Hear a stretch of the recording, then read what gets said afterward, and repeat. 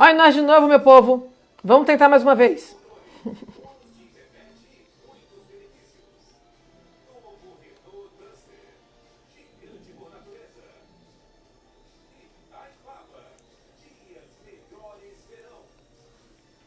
Pronto, Alba.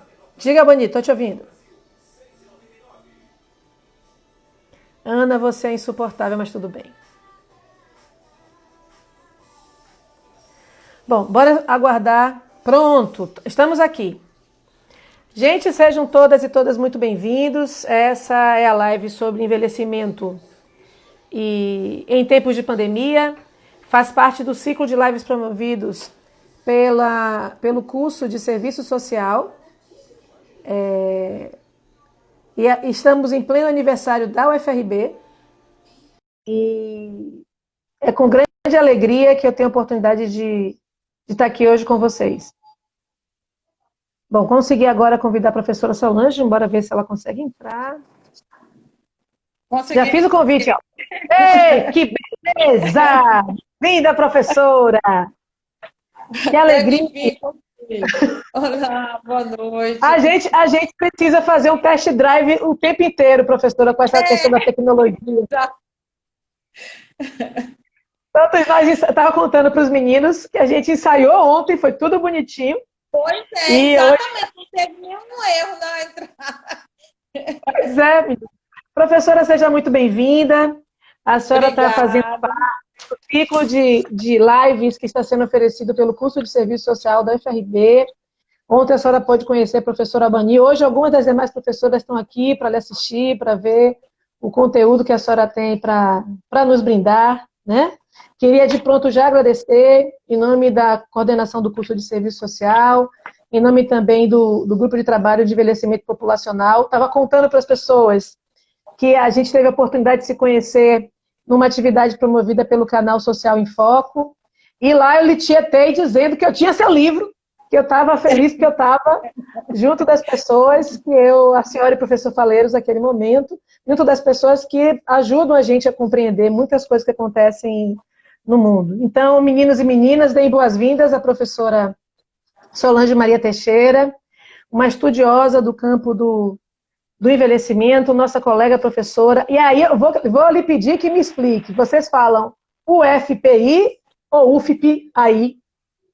As duas maneiras. Ah, pronto, eu fiquei com medo danado de UFPI também. Eu fiquei com medo danado de errar. Então, na Federal do Piauí, eu vou fazer a apresentação formal da professora Solange.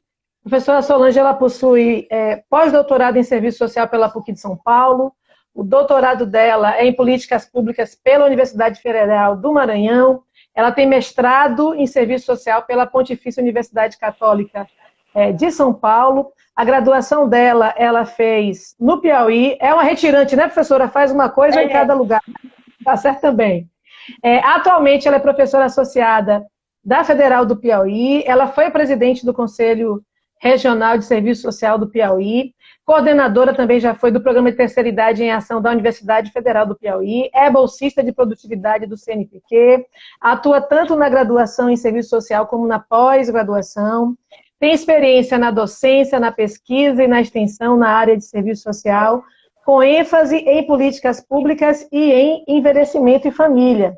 Está desenvolvendo as suas principais pesquisas no tema de família e política de assistência social, trabalho social com família, sistema de proteção social, envelhecimento e políticas sociais para pessoas idosas. É escritora de 2 livros, uma Envelhecimento e Trabalho no Tempo do Capital, Implicações para a Proteção Social no Brasil, da editora Cortez, e Envelhecimento na Sociabilidade do Capital, pela editora Papel Social, onde eu também sou autora de dois livros lá. Professora, seja muito bem-vinda, ainda que virtualmente, para a nossa região aqui do Recôncavo da Bahia. Nossa universidade está fazendo, né, na semana que está debutando, 15 anos de UFRB. A senhora está justamente fazendo essa live na semana em que a universidade faz os 15 anos. E com grande alegria que eu Recebo a senhora para um debate tão importante, que é discutir o processo de envelhecimento em meio à pandemia. Eu venho falando nas lives que eu estou presente de que essa pandemia mostrou outras pandemias que acontecem e a gente já estava mais ou menos acostumadas com elas. E uma dessas pandemias que eu observo é um certo desconhecimento, preconceito com o processo de envelhecimento. A própria pandemia recebeu esse carimbo, né, de ser uma pandemia que levava a óbito basicamente velhos e que por conta disso nós não deveríamos nos preocupar tanto. Isso, inclusive, fez a gente, do Grupo de Trabalho de Envelhecimento Populacional, o GETEMPO, que eu coordeno, lançar um PIBIC discutindo essas questões da nossa região. Então, seja muito bem-vinda aos Ares da Bahia, seja muito bem-vinda ao Recôncavo da Bahia. Fixamente, nós estamos na cidade de Cachoeira, mas graças à tecnologia, a gente está podendo estar presente em vários lugares. Colegas, deem as boas-vindas à professora Solange. Fique à vontade para realizar a sua fala, professora. Quero, em primeiro lugar, saudar a todos e a todas, né, que estão aqui assistindo, participando, com intenção de participar desse debate. Agradecer o convite, né? Sei que a Marcela intermediou aí, que a gente se conheceu lá na outra atividade, e fico satisfeita de ter mais gente querendo debater, querendo discutir, estudar essa temática do envelhecimento.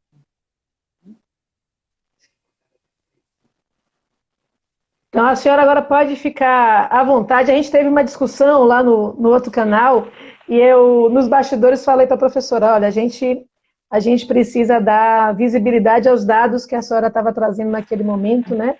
De como é o perfil do envelhecimento que a gente vive no Brasil. Tem características muito próximas para nós que somos aqui do Nordeste, né? O envelhecimento tem umas características muito diferenciadas para nós aqui no Nordeste.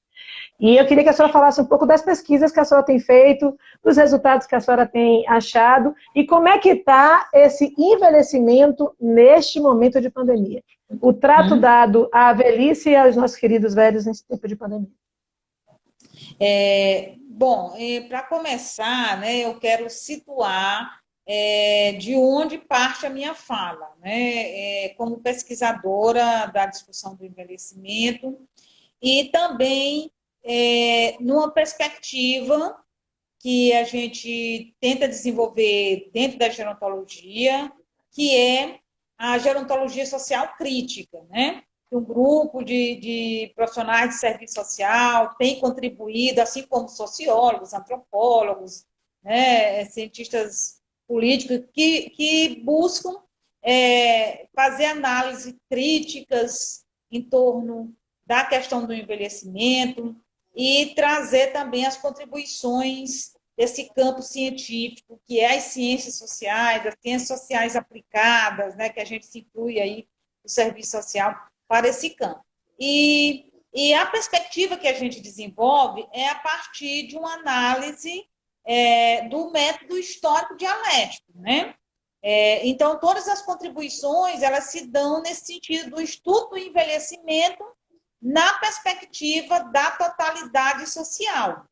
Então, dessa forma, a gente tem implicações em termos da compreensão do envelhecimento, da velhice, dos processos de políticas públicas que são fundamentais para o enfrentamento das várias incidências da questão social sobre esse grupo de pessoas idosas.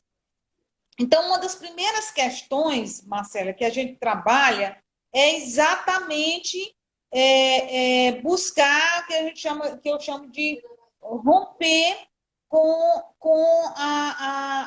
alguns referenciais tipicamente da demografia ou da dimensão mais para o aspecto da biologia ou da cronologia, que tendem a compreender que o envelhecimento, as pessoas ao envelhecerem, ao chegarem à velhice, eles têm problemas tão semelhantes em decorrência da idade que outros marcadores de diferença não seriam tão significativos nessa perspectiva. Então, é como se, ao completar determinada idade, você apagasse uma trajetória de vida, apagasse, né, desconsiderasse toda um processo de desigualdade que incide também no envelhecimento. Então, nessa perspectiva, a gente busca romper com essas visões biologicistas, tanto aquelas que trazem a ideia, especialmente do envelhecimento, como a ideia de ciclo de vida, né? Porque termina sendo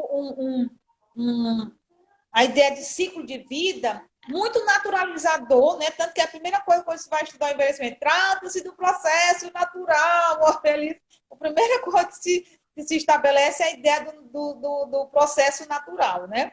Então, porque essa ideia de ciclo de vida, ele termina dando isso.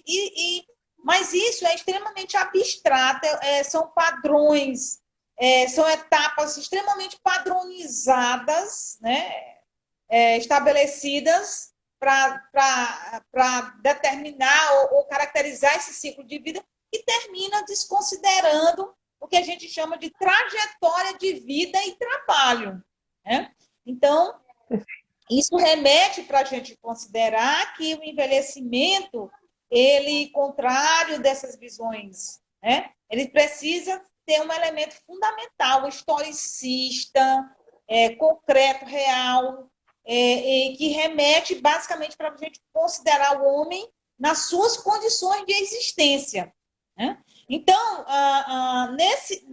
nessa perspectiva de considerar as condições de existência, isso remete necessariamente a uma análise de totalidade, porque é fundamental que se leve em consideração as condições de produção e de reprodução de determinada sociedade em que as pessoas envelhecem, né? Então, isso já nos remete para uma visão de totalidade que sai meramente do ciclo biológico ou do elemento cronológico. A própria cronologia, ela é uma construção social, né? Essas etapas da vida, elas não são biológicas como, né? Pelo contrário, a delimitação entre elas é posta socialmente, a entrada, a saída, o que marca cada uma dessas dimensões do ciclo de vida são definidos socialmente, né? Então, essa historicidade é fundamental, né? Levar em consideração as condições de existência é o ponto de partida para nossas análises. Então, levando em consideração isso, a gente já tem um demarcador de diferenciação no envelhecimento, que é aquele de classe, né? A primeira forma de inserção das pessoas na sociedade é a produtiva. Ou você é dono dos meios de produção, ou você vende a sua força de trabalho, né? E isso comporta ainda uma série de variações, de frações de classe, que vão desde aqueles que estão inseridos no mercado de trabalho, aqueles que estão no excedente, aqueles que estão na extrema pobreza, né? Então, são situações que vai marcar as condições de vida daquela pessoa. Então, o seu envelhecimento, seu nascimento, o seu envelhecimento e a sua morte está diretamente relacionado com essas condições de vida que essas pessoas estão inseridas. Então, não há por que não levar em consideração esses aspectos, né? É claro e isso é uma coisa importante.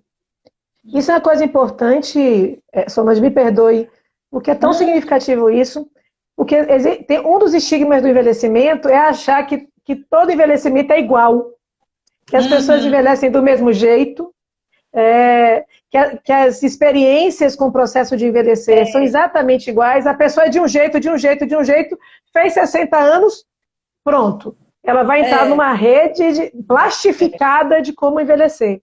Então, essa característica que você está trazendo é muito importante para a gente destacar no que é possível de compreender sobre o processo de envelhecimento na contemporaneidade. Exatamente. Então, esse aspecto remete necessariamente para a gente desconstruir, né? Obviamente, entrar nesse campo científico para comprovar, fortalecer essa perspectiva, porque o campo gerontológico ainda é eminentemente dos médicos, né? Mesmo a gerontologia, que vem com essa perspectiva do aspecto biopsicossocial, eles terminam reafirmando a dimensão biológica, né? Então, não se afastando tanto quanto poderia da dimensão geriátrica, né? Tanto que os processos sociais, econômicos, socioeconômicos, socioculturais, eles aparecem muito mais como pano de fundo do que como elementos que determinam também e interagem com os elementos biológicos e os psicológicos, né? Então, esses fatores, eles se entrelaçam de tal maneira que só estudando, investigando, a gente vai compreender como é que essa constelação se dá, né, em determinados grupos de idosos, em como é que se soma isso, classe social, gênero, dimensões étnico-raciais, nesse processo que se cruzam, né, ampliando as desigualdades sociais. Então, é importante a gente considerar isso, porque nós vivemos num país de terceiro mundo, né? Dito em estado de desenvolvimento. Então, os países periféricos, né? Eles são marcados historicamente pelo processo que a gente chama da superexploração da força de trabalho, né? E de uma imensa massa de excedentes, muito maior do que o que ocorre no capitalismo central, de populações, né, parte da população trabalhadora, que são excluídos das relações formais de trabalho. Né? E isso, né, de fato, o que Marx, no tempo da Revolução Industrial, chamou de superpopulação relativa, ou exército industrial de reserva, que atualmente se expande rapidamente com as atuais contrarreformas trabalhistas, né? Isso traz, basicamente, também determinadas características que já são presentes na periferia, né? Que é muito comum. O envelhecimento precoce, o adoecimento, e a forma como isso vai variar entre gêneros, entre grupos étnicos, raciais, né? Então, a gente sabe que a população negra, ela tem uma trajetória de vida marcada por trabalhos. Tem um barulho aí no fundo? Marcado por trabalhos precários, informais, né?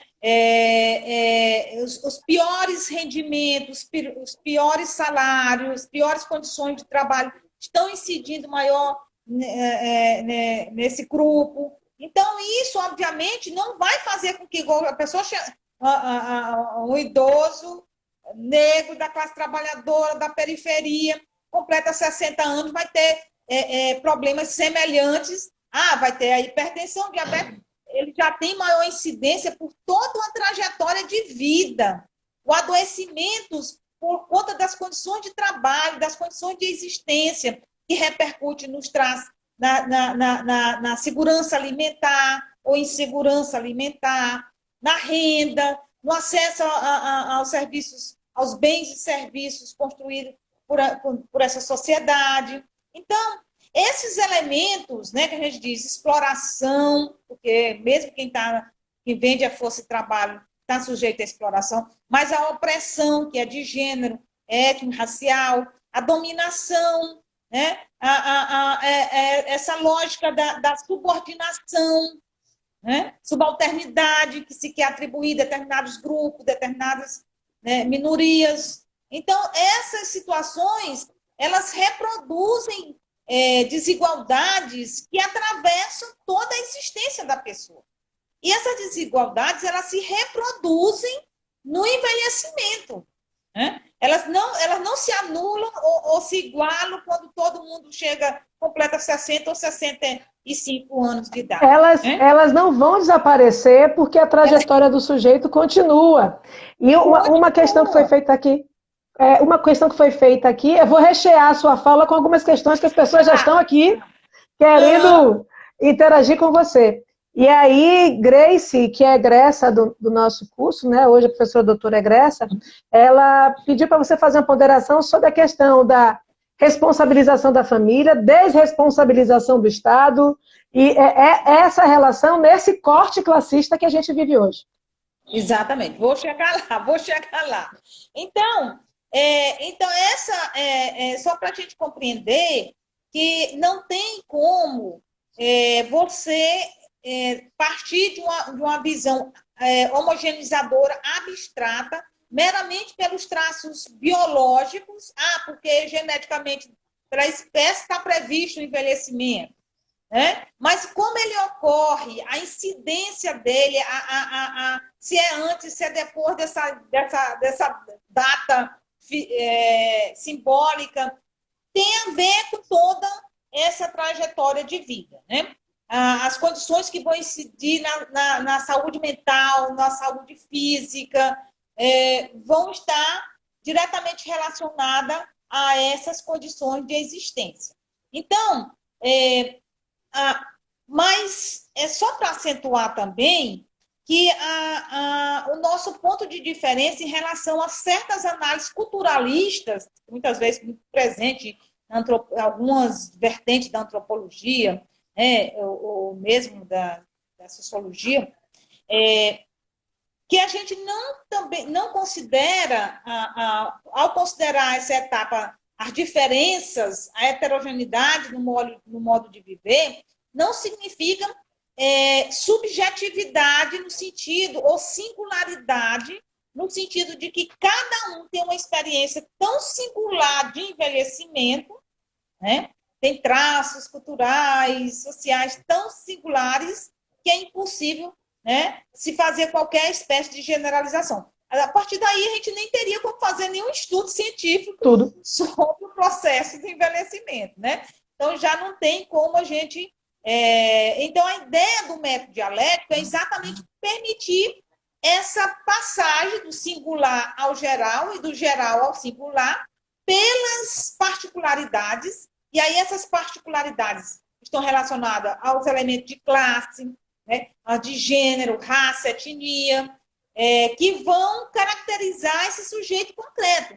E isso vai fazer com que determinadas experiências se aproximem ou se afastem, né? Por isso que a gente diz que no grupo de idosos, a população idosa, há um conjunto de grupos há populações idosas dentro desse grupo maior, né? Exatamente por conta dessas diferenças no modo de envelhecer. Então, esse tipo de perspectiva, ela visa, na verdade, romper com essas visões, mas também romper com o que a gente chama de ideologia da velhice, ou seria até ideologia da terceira idade, né? Porque é um conjunto de receitas do envelhecer bem, da pedagogia do envelhecer, como se a gente sofresse todas as discriminações, opressões, exploração durante essa trajetória de vida, mas que, se a gente quiser aprender a envelhecer, conhecer o envelhecimento, as receitas da qualidade de vida, né, de envelhecer ativo, saudável, participativo, resolveremos o problema. Né? Então, essas receitas, a receita faça do seu envelhecimento uma terceira idade. Né? Do hedonismo, do prazer, do saber viver, de aproveitar o tempo. Mas quantas pessoas podem fazer isso? Quantas pessoas têm acesso às receitas gerontológicas? Depois de acesso às receitas, condições para manter essa qualidade de vida. Né? Então, esse processo já mostra, basicamente, que há um conjunto, que essa ideologia da velhice responde a interesse mercadológico, dessa sociedade dita pós-moderna, do consumo heterogêneo. Né? Então, esses grupos são alvo do mercado né? Flexível, particularizado, né? Não contrário ao Fordismo, que era produção em massa e consumo de massa. Então, as diferenças parecem até que são valorizadas, né? Mas é uma pseudo-valorização. Esses grupos só interessam enquanto consumo, né? Em consumidores, e termina que essas ideias, essas imagens da velhice bem-sucedida, termina invisibilizando uma variedade de velhices, inclusive aquelas que são mais vulneráveis, as dependentes de cuidado, em estado de pobreza, de isolamento, de solidão, porque, né, isso não atinge também todo o grupo de idosos, de pessoas idosas da mesma forma. Então, esse modo de analisar, ele nos traz, nos mostra bem mais próximo da diversidade que é envelhecer, né? E remete esse rompimento com essa perspectiva. E uma outra, chegando na questão que se coloca da família, uma outra dimensão que a gente aponta, né, que a gerontologia social crítica também tem apontado, que é romper com essa dimensão do que se chama de reprivatização da velhice, né? Que a DBE trabalha, né, como antropólogo, um grupo de antropologia da Unicamp lá trabalha nessa perspectiva, que individualizar o envelhecimento, essas imagens gloriosas e glamurosas do envelhecimento, ele termina culpabilizando aqueles idosos, né, que tiveram envelhecimento precoce, com doenças, que não conseguiram controlar essas doenças, que estão com incapacidades totais ou parciais, né? E ainda imputam a esses sujeitos a responsabilidade disso, né? Exatamente. Não tem nada a ver com o contexto, imputam a ele. Por quê? Porque se você individualiza, e cada um pode fazer da sua velhice uma terceira idade, depende de adotar esse estilo de vida, né? Então, olha essa ideia. De adotar esse estilo de vida, então isso termina levando que é da responsabilidade de cada um o seu envelhecimento, quando, na verdade, isso é uma falácia que esconde toda uma realidade dura, sim, meu povo, de exploração, de opressão, de dominação, que incide sobre as mulheres, incide sobre minorias étnico-raciais, né? Migrantes e as demais minorias, né, que se diferenciam desse processo. Então, isso termina responsabilizando o idoso e ainda mais da sua família.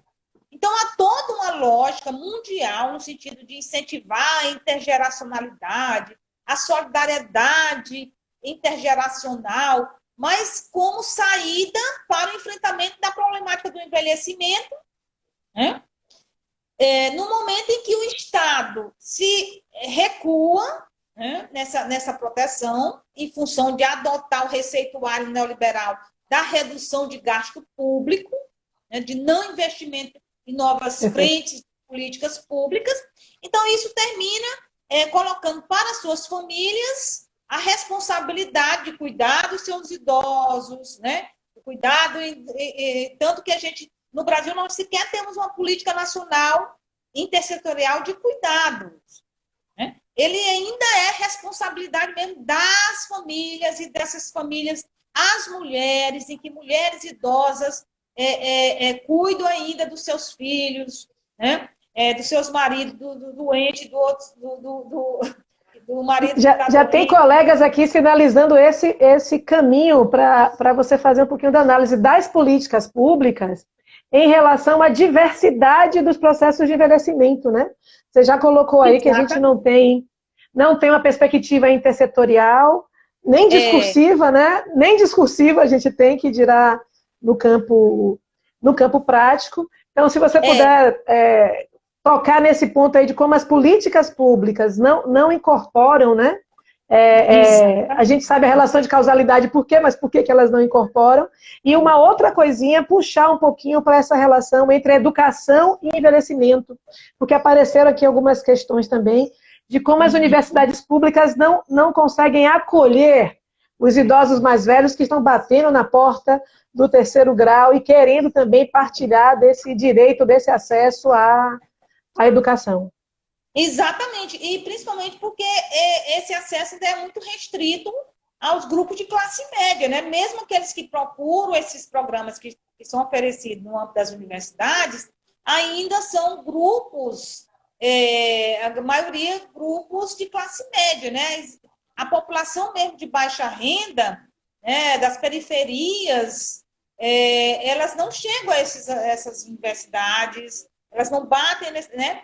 E mesmo eles estando nesses grupos, eles ainda estão enfrentando pessoas que procuram esses espaços, que estão com problemas já início de demência, né, em várias outras situações que remete a gente sair do discurso glamuroso da terceira idade e entrar realmente na compreensão dessas várias dimensões do envelhecer, dessas diferentes velhices, das problemáticas que podem assolar essas pessoas com maior incidência em determinados grupos, né? Então, isso precisa ser abordado pelas políticas públicas. Mas as políticas públicas, elas ainda têm pouca capacidade, capilaridade de trabalhar com essa população, levando em consideração essa diversidade. Para você ter uma ideia da falta dessa discussão,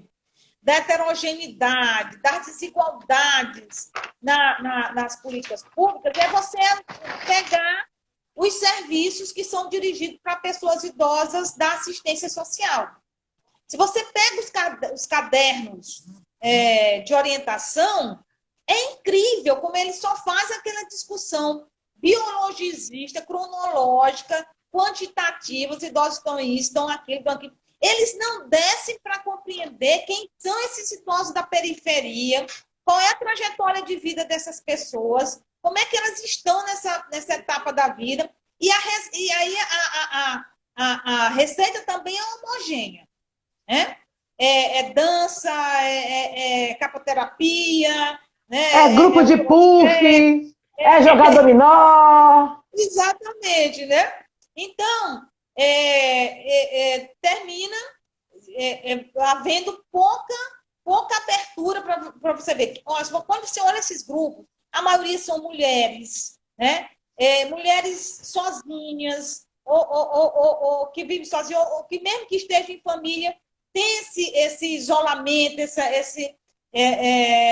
essa dimensão que remete para a necessidade do convívio, da sociabilidade em grupos e até em grupos intergeracionais, né? Então, nem se questiona por que é só mulheres, né? Por que essas mulheres têm fácil adesão a esse receituário da terceira idade, né? Então, isso é bem comum, né? Também, mesmo na política de saúde, que trabalha também os grupos mais vulneráveis, há também pouca abertura para compreender as diversidades dessa forma de existência, os grupos que são mais vulneráveis, né? A gente sabe que na população negra há maior incidência de hipertensão, de diabetes, de problemas cardiovasculares, porque tem a ver com essa trajetória desigual de vida, dificuldade de acesso à saúde pública, baixa escolaridade,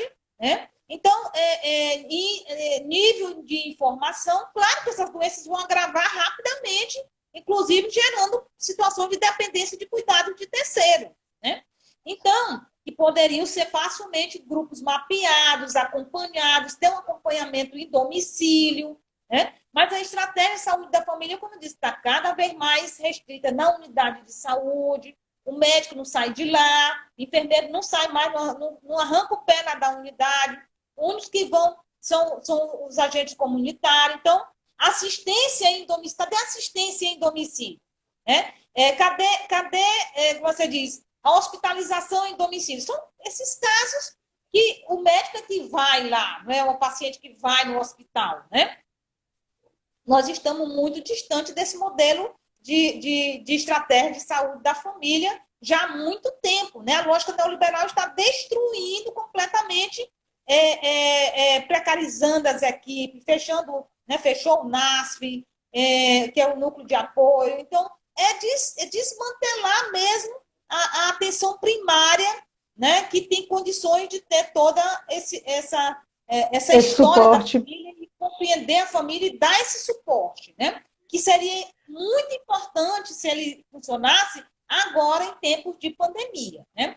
Então, essas políticas ainda estão com muita dificuldade para tratar essas velhices. E trato tudo de forma homogênea. É o grupo do hipertenso, é o grupo do diabético, das unidades de saúde, e pouco se articula com as regiões, do local onde ele mora, a história familiar da doença, né? As formas, as condições de existência dessa família para esse controle, o monitoramento, a avaliação. Então, são todas situações que realmente mostram quanto esse atendimento é fragmentado, né? Ele não tem essa totalidade, não considera nem família, nem território, né? Elementos que não entram para análise do processo da assistência à saúde, né?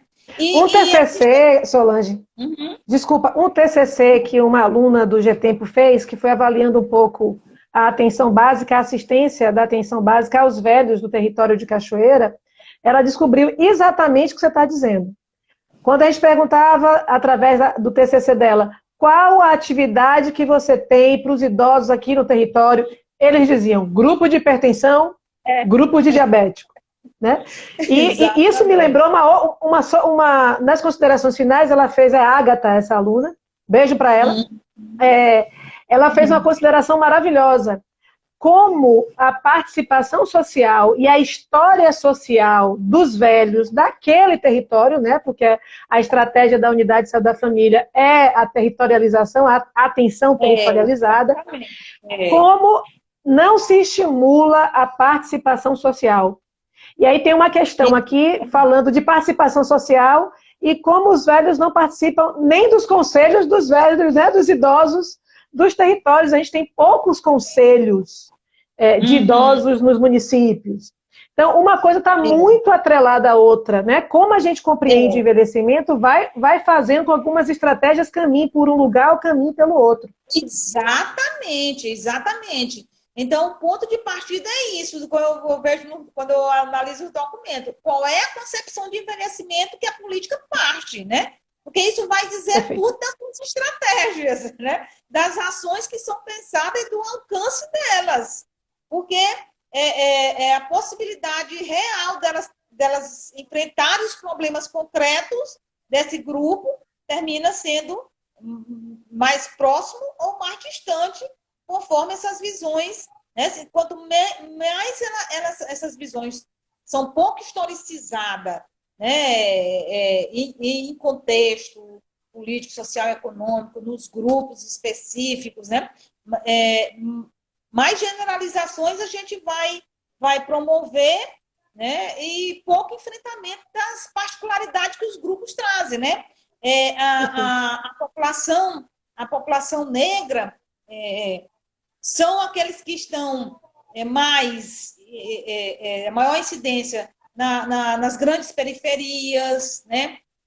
Nas populações, são mais significativas nas populações, nas comunidades tradicionais, quilombola, ribeirinho, de pescadores tradicionais. Né? Ribeirinhas, populações ribeirinhas. Populações ribeirinhas, as populações em situação de extrema pobreza. Né? Então, claro que essa trajetória de vida vai incidir lá. Os idosos, onde tem um estudo da SAB, que é Saúde, Bem-Estar e Envelhecimento, que eles analisam, claro, da população de São Paulo, mas que traz muita aproximação com a realidade brasileira, né? Que mostra bem essas disparidades em termos das questões étnico-raciais, né? Por exemplo, a população negra, ela, além das maiores incidências de doenças, né, tem menor expectativa de vida, né? Tem uma baixa média de vida ao morrer, né? Embora muitos estejam envelhecendo, mas não é no ritmo e do grupo populacional, especialmente dos que são brancos, né? Então, além disso, eles têm mais baixa escolaridade, porque tem menos tempo de estudo, maior índice de analfabetismo funcional, né? Claro que o acesso à saúde também tem, de uma maneira geral, a população idosa tem dificuldade de acesso à saúde, né? Como esses estudos mostram. Mas a população negra depende quase que 70% do Sistema Único de Saúde, né? Então, isso deixa ele a mercê das mais vulneráveis dos vulneráveis, né? Mais vulneráveis dos vulneráveis.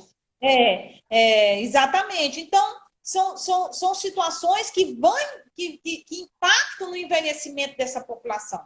Cara, ela vai envelhecer mais cedo, com maiores adoecimentos, né? Então, fora que a trajetória como eu disse para vocês, de maior incidência de trabalho informal, trabalho precário, né? Trabalho sem proteção social. Então, tudo isso, obviamente, vai trazer especificidades para esse grupo. Por exemplo, outro dado que que esse estudo aponta é que há uma feminização da velhice, né? A mulher, ela vive, em média, 7 anos a mais do que o homem. Mas se você compara homens e mulheres na população negra, esses anos a mais delas é bem menos, né? Não tem muita... A variação não é tão grande. A diferença não é tão grande, né?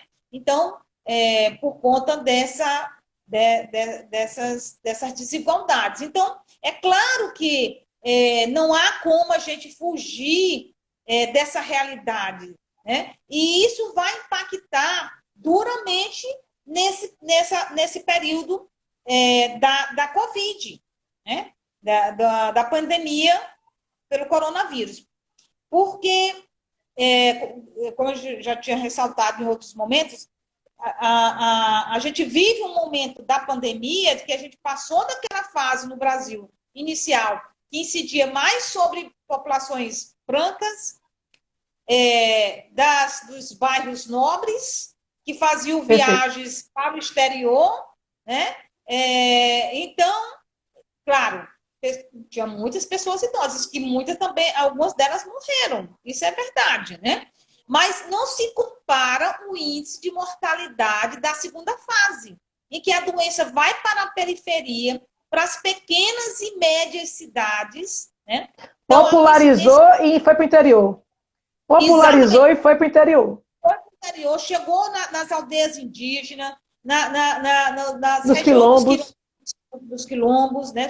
A população quilombola, que 30% dela são pessoas idosas, né? E nesses espaços aí, a gente sabe que essa população tem dificuldade da questão do isolamento, por conta de que essa população idosa, esses idosos, eles moram com filhos ou netos, né? Ou os netos é que moram com eles, os filhos, né? Porque muitas vezes eles são a única renda fixa estável daquela família, né? Então, ou mesmo já tem um local de moradia que conseguiu em outra etapa da vida e que os filhos ainda não acessaram, né? Então, isso torna essa população, esse índice de mortalidade na população, nesses grupos que estão na velhice, de muito maior incidência. Tanto que você vê que a população que está nos abrigos, né, que geralmente são pessoas, pelo menos nas situações do Brasil, quem vai para abrigo é quem não tem família, ou sofreu alguma violação de direito que teve que ser retirado da família, né? Então, nesses lugares que incide maior mortalidade, né? Tem incidido mortalidade por conta de que as equipes que cuidam, né, os profissionais que lidam, eles entram e saem, e nessa entrada e saída eles podem contaminar, mas também a ausência de orientações para essas equipes, né? Que a própria Serviço de Saúde poderia fazer isso, né? Proteção básica, Perfeito. porque as instituições de longa permanência são mistas, né? Um pouco de saúde e de assistência social. Então, essa incidência maior, ela traz isso. Então, essa população ela já tem, né, uma trajetória de desigualdade que vai incidir no seu, nessa presença de comorbidade e no agravamento delas, né, assim, na possibilidade do controle delas, né, a dificuldade do isolamento. Então, isso faz com que esse público seja atingido e incida maior número de mortalidade no grupo de pessoas idosas, né? Então, tem duas coisas que você falou que uma aluna citou aqui que eu queria que você desse uma reforçadinha, Solange.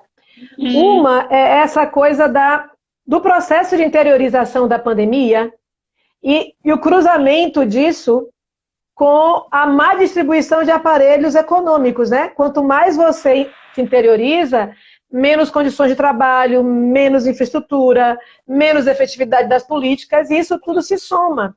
Numa cidade como a nossa, de Cachoeira, com a memória da população negra extremamente forte, a existência de comunidades quilombolas, o perfil da população eminentemente negra. E aí eu estou destacando um pouco Cachoeira para que a gente entenda dos riscos que nós, no território do Recôncavo como um todo, mas em especial em nossa cidade, onde o Centro de Artes, Humanidades e Letras, né, o CAL, tá, corre neste momento de pandemia. Não se trata única e exclusivamente da chegada da pandemia, que já é algo muito importante, significativo, mas a má distribuição, né, de suporte econômico, de desenvolvimento econômico, humano, do trato com as políticas, da distribuição dos aparelhos, né, para esse tipo de assistência à população, isso é muito mais precário. Então, isso aumenta o risco sobremaneira de contágio e, consequentemente, de morte, né? Então, a gente tem uma aluna que é agente de comunidade de saúde que estava denunciando, inclusive, isso. A população negra tem mais comorbidade, é a maioria no nosso território, que é Ednet, é a maioria no nosso território, e ela está com muito risco, e a comunidade abrindo comércio, e as pessoas não se tomando pé do grande risco que a pandemia oferece para todas as pessoas, mas em especial com essa população idosa que nem se vê mais andando nas ruas, né? As cidades históricas têm essa dificuldade, né? A topografia da cidade, como ela se organiza, interfere no ato do velho poder andar ou não na cidade. E ainda esse isolamento em cima do isolamento, né? Que é o isolamento oferecido pela desproteção do Estado na distribuição dessa assistência à população como um todo, em especial a idosa, também impondo ao velho e à velha um isolamento maior nesse momento de pandemia. Exatamente. Então, nos pequenos municípios, pequenos e médios municípios, onde incide também muito número de idosos, né? Exatamente, que a gente sabe quantas as suas aposentadorias são fundamentais para movimentar esses negócios, né? Mas eles estão exatamente em função disso, essas condições de existência, né? E a distribuição desigual desses equipamentos, inclusive de saúde, e muitas vezes a gente vai ter um hospital regional, né?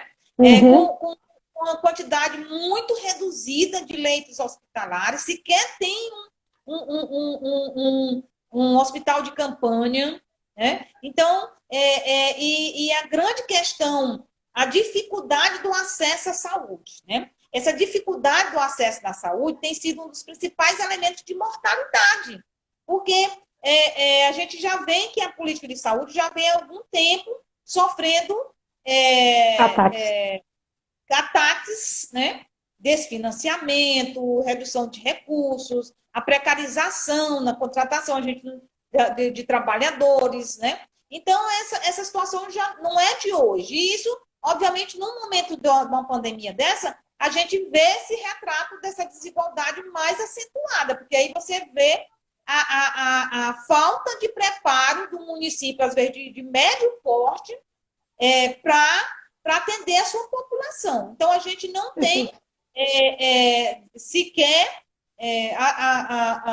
um levantamento, um monitoramento dos casos mais leves, do acompanhamento desses casos, da testagem. A testagem é um dos elementos mais precários nesses municípios, né? Pelo que se tem. Então, isso de fato, dificulta todo o processo, né, de tratamento e de recuperação das pessoas nesses lugares. Então, vai incidir, realmente está incidindo com mais força. É por isso que a gente não vê a redução das taxas, né?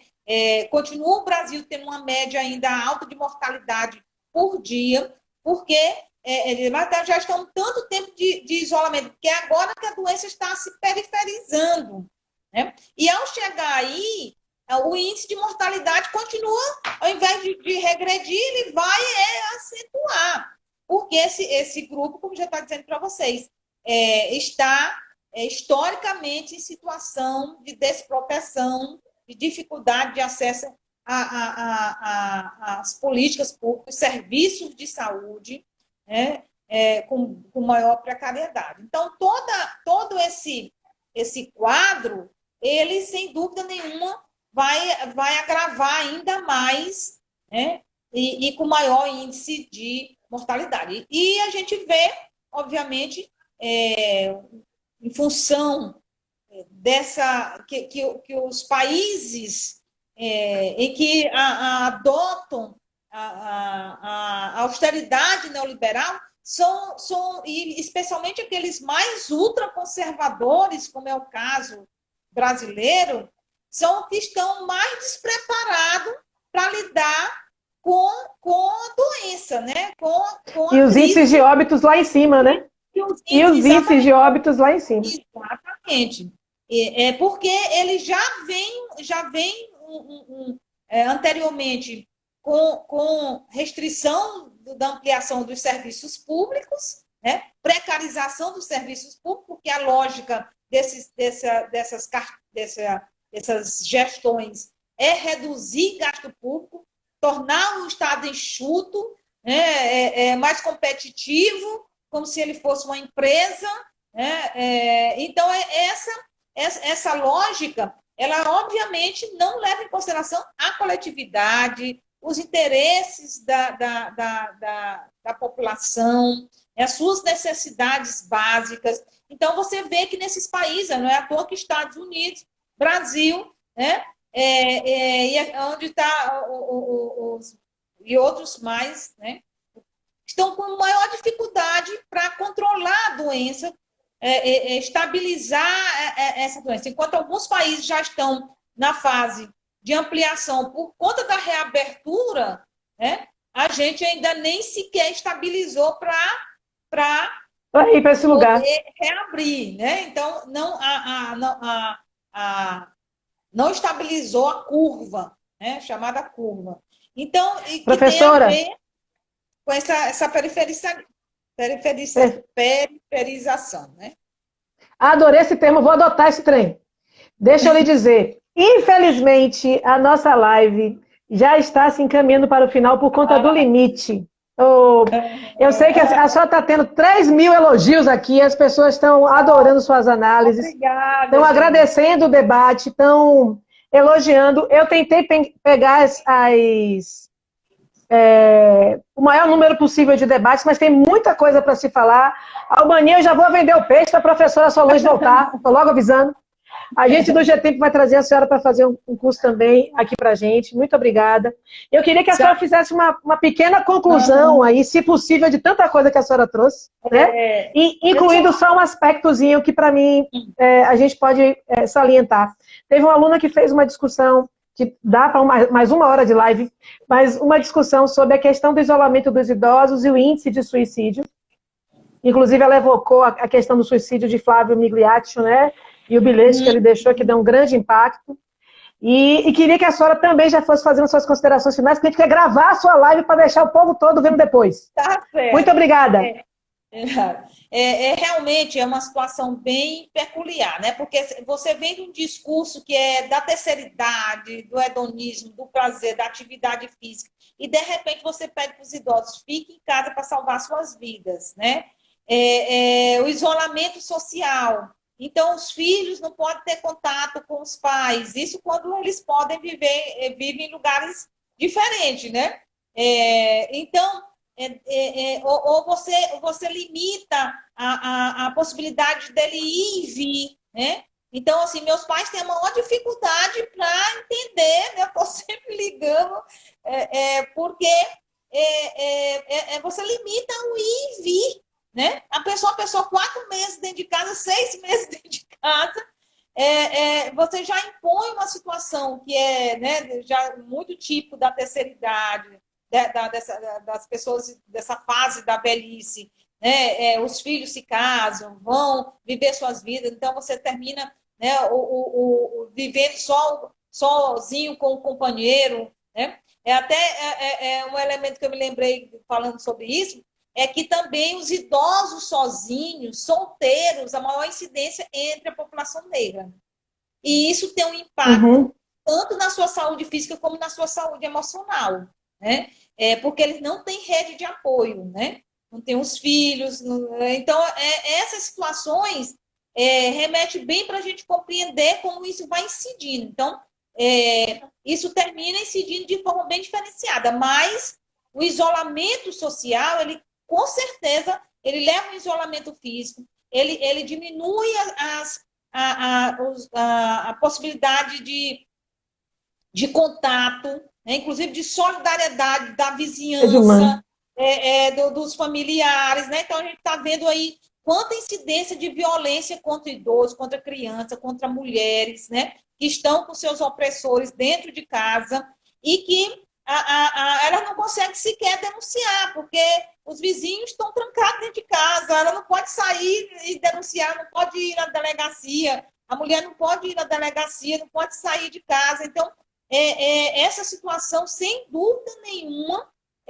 fragiliza essas relações de relações, de sociabilidade, de relações de vizinhança, de compadrio, de amizades, que é muito forte na população brasileira, né? Na população mais pobre, mas isso, pelo contrário, está sendo motivo da contaminação. Então, isso incide, sim, maior, há uma incidência maior de casos de depressão, de tristeza, né? Eu tenho uma amiga, a Sálvia, que trabalha no hospital universitário, que está fazendo acompanhamento desses grupos, né, que era atendido antes, e que muitos deles estão com depressão, muitos idosos com depressão. Então, ela liga todos os dias, né?